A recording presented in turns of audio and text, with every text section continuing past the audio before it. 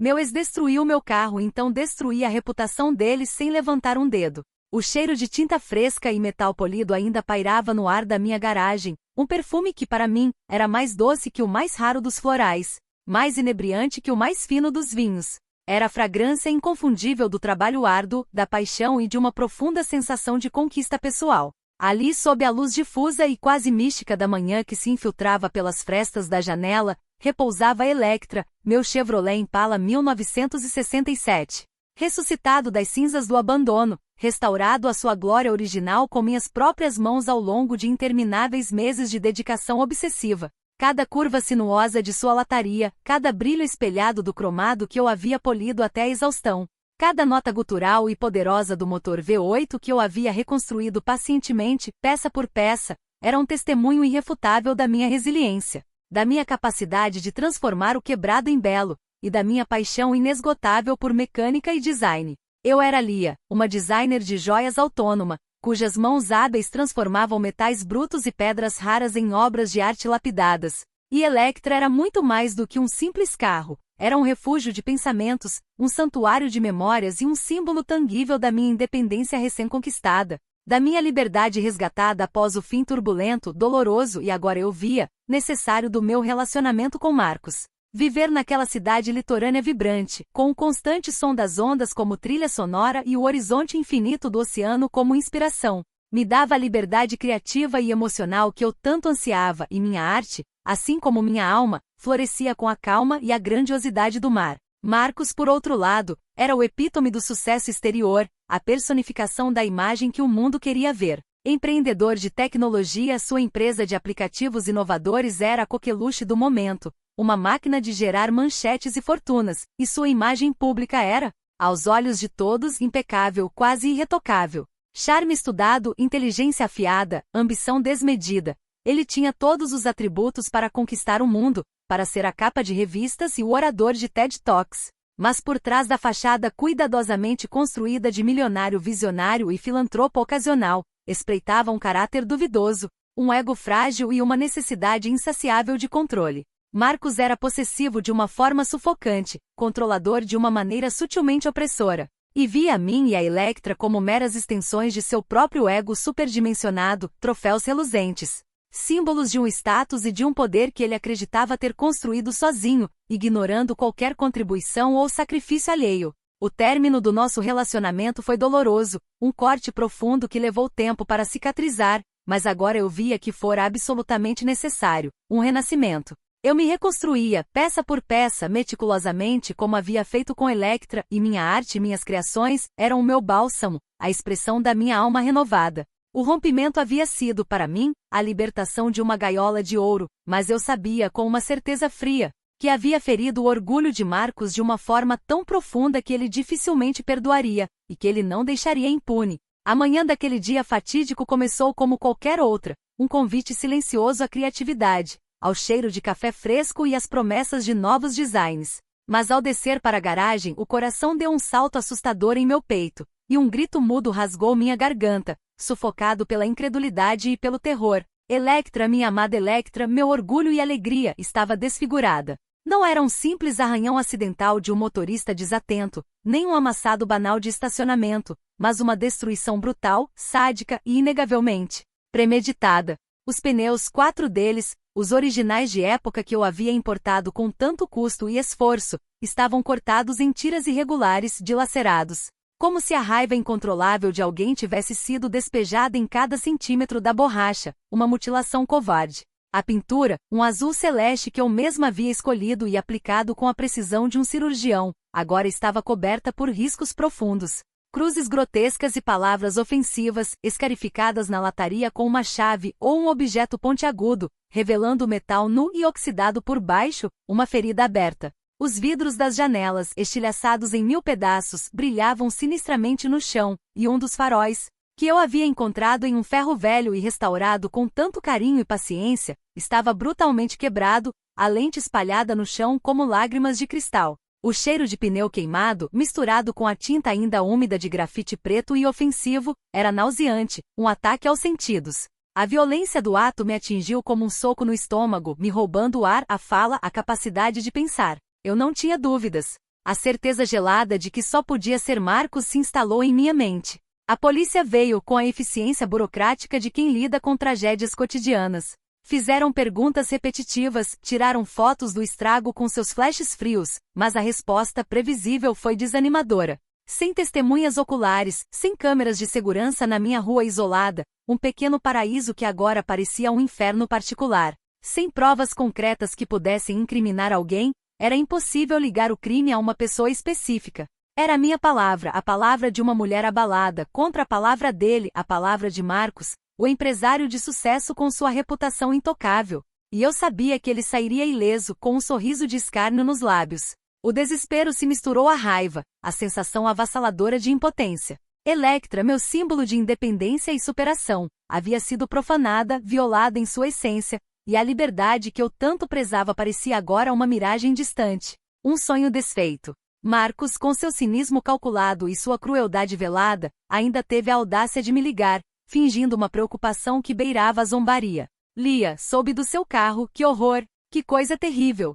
Se precisar de algo, qualquer coisa, qualquer ajuda, sabe onde me encontrar, meu anjo. A voz dele, tão polida, tão falsa, tão cheia de um veneno disfarçado, fez meu estômago embrulhar, me causando náuseas. Aquela suposta preocupação era apenas mais uma faca retorcida na ferida aberta em minha alma. Naquele momento de fúria cega, de frustração excruciante e de uma dor indescritível, olhei para Electra, para cada pedaço de metal retorcido, para cada pneu dilacerado. E ali, entre os estilhaços de vidro espalhados no chão, no meio daquela destruição gratuita, nasceu uma resolução fria e inabalável. Eu não confrontaria Marcos diretamente, não me rebaixaria ao nível de sua violência, de sua mesquinharia. Eu conhecia sua obsessão doentia por sua imagem pública, sua reputação cuidadosamente lapidada, seu castelo de cartas construído sobre aparências frágeis e mentiras convenientes. Ele se importava mais com o que os outros pensavam dele do que com qualquer coisa, mais com o aplauso do público do que com a verdade de seu próprio caráter.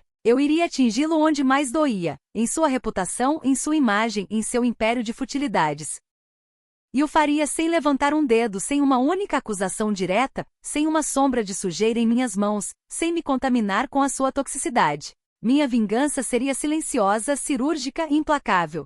Comecei então a desenterrar o vasto conhecimento que tinha sobre Marcos, adquirido ao longo de anos de intimidade forçada. Ele era um homem de hábitos, de pequenas manias, de rituais secretos e de segredos que isoladamente pareciam inofensivos, mas que juntos formavam um padrão de caráter duvidoso, de integridade questionável. Eu era Lia, uma designer de joias, e meu trabalho era sobre estética, sobre imagem, sobre a beleza que salta aos olhos, mas também sobre os detalhes minúsculos que fazem a diferença, sobre a alma por trás do brilho, sobre a autenticidade por trás do verniz. Eu entenderia sua imagem meticulosamente construída e a desconstruiria com a precisão de um ourives.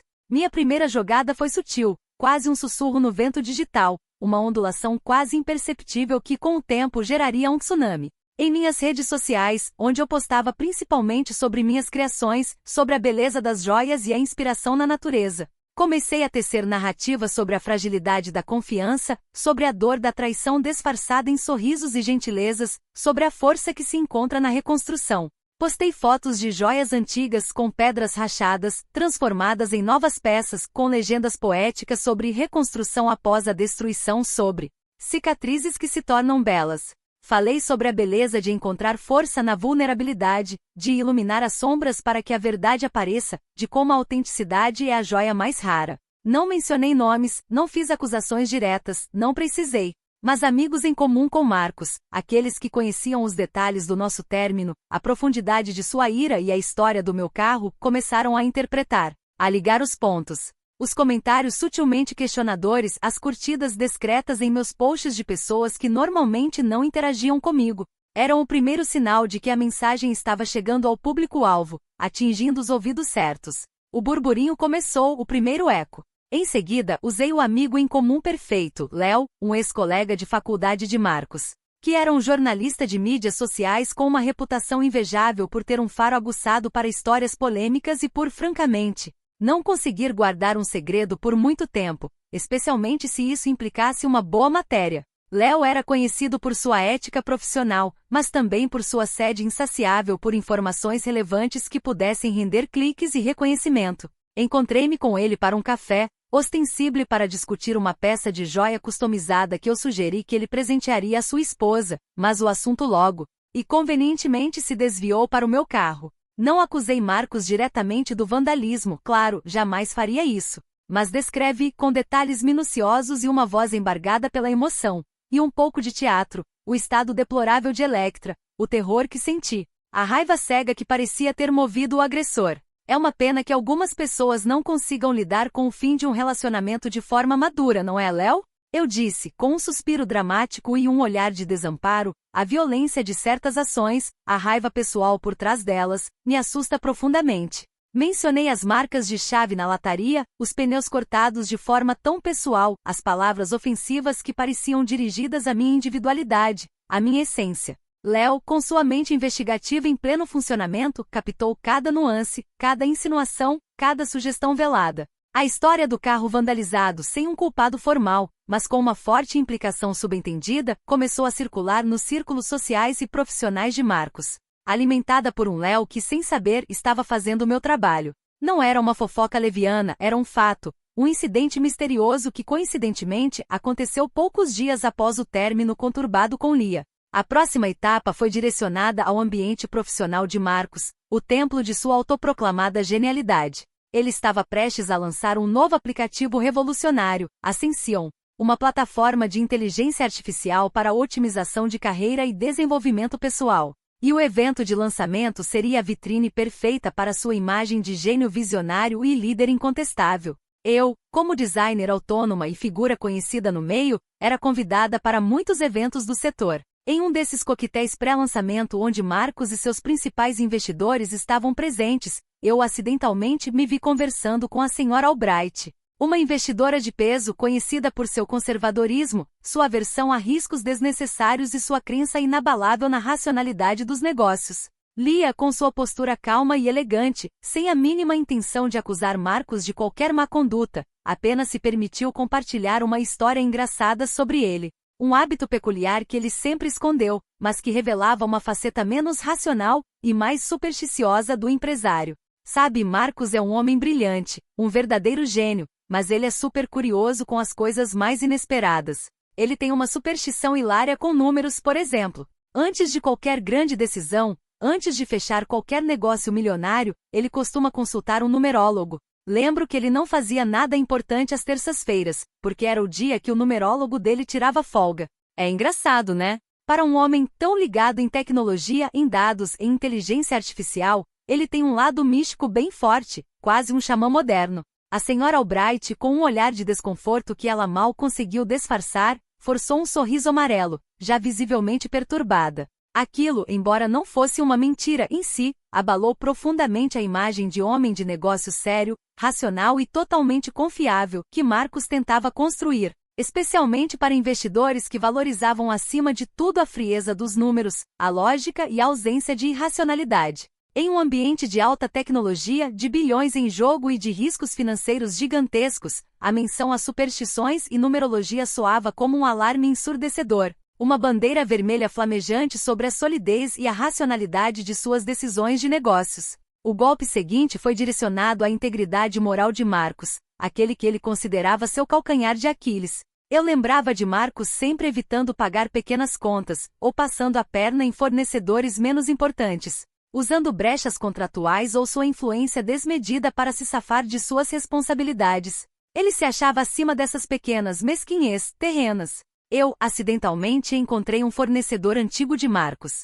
Um pequeno freelancer talentoso que havia feito alguns vídeos promocionais incríveis para a empresa dele anos atrás e que ainda tinha uma dívida pendente de alguns milhares de reais. Um valor irrisório para Marcos, mas que significava a diferença entre a sobrevivência e a falência para o freelancer. Em uma conversa casual, enquanto eu elogiava o trabalho excepcional do freelancer em um evento da indústria, mencionei que Marcos estava em um ótimo momento financeiro, com sua empresa em ascensão e novos investimentos e que talvez fosse a hora de ele renegociar aquela dívida antiga que sabia-se, ele ignorava com desdém. Não fiz nenhuma acusação direta, apenas sugeri que ele procurasse o advogado ou a associação comercial da qual era membro.